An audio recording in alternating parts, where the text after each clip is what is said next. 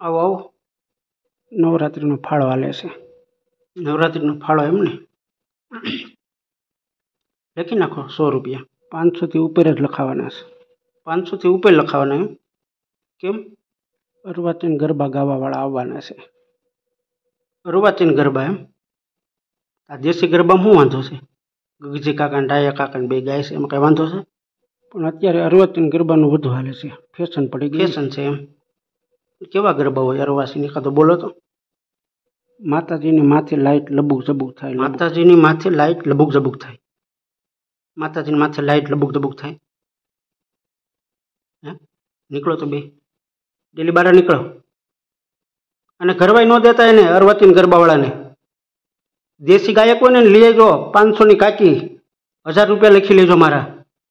નીકળી પડ્યા છો સંસ્કૃતિની બુંદ બેહાડવા ત્યાંથી કોણ શીખી ગયા બધું